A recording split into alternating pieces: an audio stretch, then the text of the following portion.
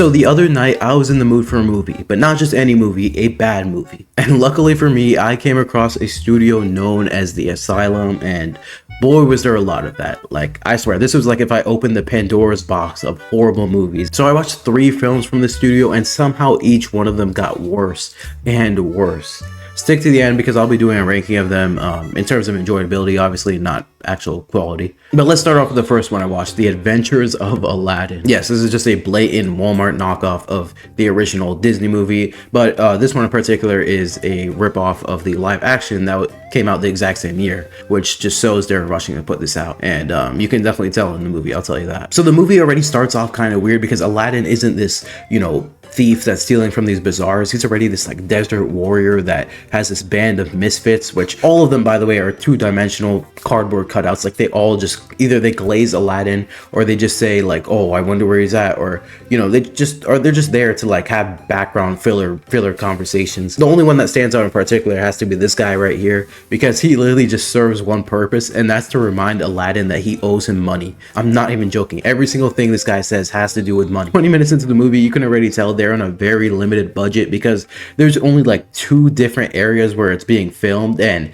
when they don't want to show that again, they just green screen the whole thing, so it just looks like this weird mess that it looks like I made it. I mean, just look at this right here. Like, that doesn't look good. I'm gonna be honest, that just doesn't look good. Now, the part I was looking the most forward to was to see how they were gonna do the genie, because that kind of requires a lot of special effects in live action, and I wanted to see how they compare to Will Smith's live action genie that was in the actual Disney movie. So I was like, oh, well, let's see. And it's not even a genie. They didn't paint him blue. They didn't do anything. It's literally just a regular guy that somewhat kind of looks like Will Smith, even though he really doesn't. Like, they just brought on some random dude that cracks jokes because they're ripping off a live action movie. They don't care about the original. Now, I will give this guy his props. He is kind of funny, just in the fact that it feels very like not fitting for this movie. It looks like this guy is not supposed to be in this time period or anything at all. Like, this guy looks like he's like a SoundCloud rapper, and they just threw him into the cast because they're like, oh, well, we don't have enough money for anybody else. Now, as the movie progresses, they kind of focus on Princess Jasmine, but not really, even though she's kind of one of the focal points of the Aladdin story. So it really makes no sense that they didn't focus more on her, but her character basically has nothing to do here.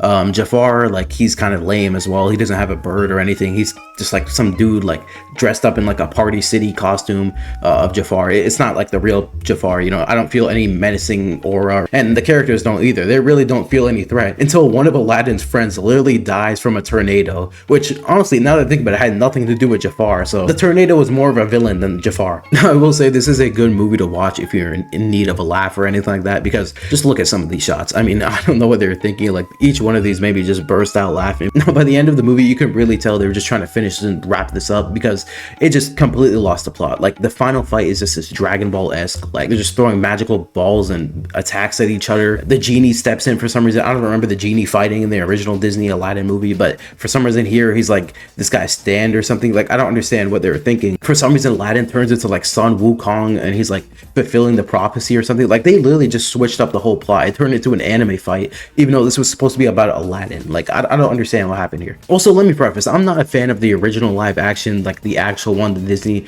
put out, but at least that tried to follow the original, animation. But this one, like, they didn't even try. They were just like, okay, we need to get in on this Aladdin craze right now.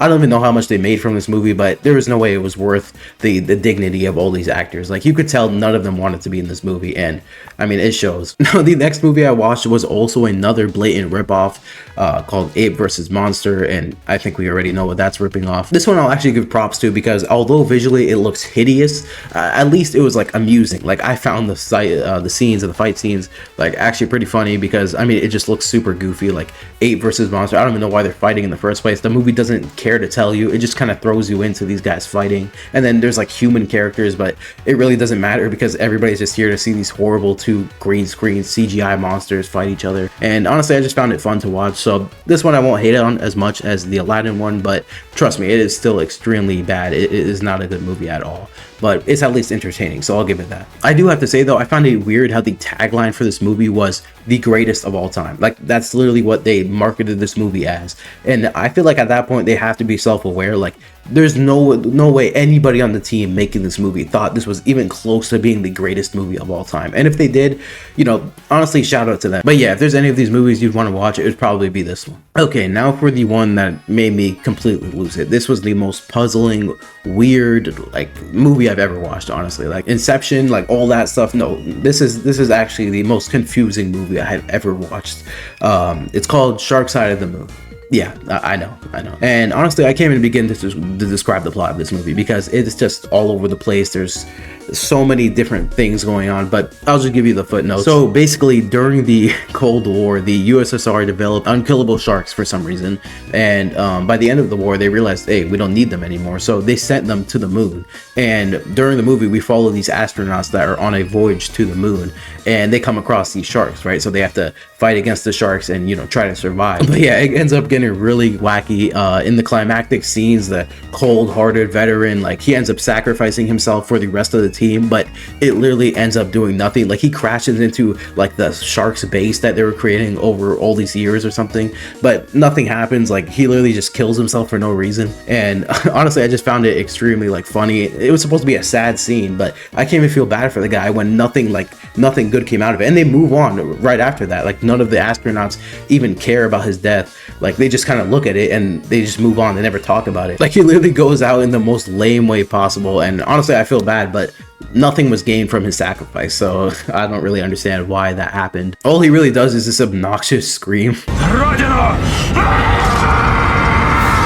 Also, I just want to point out the budget was extremely low in this part because, I mean, they repeated the same scene at least 5 times in a row. Like, I can't even remember how many times I saw this exact same shot. Okay, I didn't even notice this until I was editing, but they replayed the exact same shot, but they just mirrored it. You can't make this up. Honestly, I was super close to just shutting the movie off, but I made it all the way to the end, and honestly, that was a mistake in of itself because the worst part of the movie happens right at the end, and I can't believe I'm even saying these words, but basically what happens is somehow they return to Earth. I don't even know how, and it's revealed that one of the astronauts on the team had an affair with one of the sharks while they were on the moon, and now she's about to give birth, or she does give birth to a part human, part shark baby. Yeah, I'm done. I'm freaking done. So if I had to rank the 3 movies, I guess I would say The Adventures of Aladdin one was the best because I felt like that was the one that had the most going for it. Then I'll give it to Ape Vs Monster, and then third, last, absolutely horrible 0 out of 10 would be Shark Side of the Moon. Yeah, that one just, it completely like changed my definition of bad because that was not good. Like, that was just absolutely horrible. But yeah, let me know what other bad movies I should watch, and yeah, I'll see you guys in the next one. Okay, bye. Sorcery! Genie!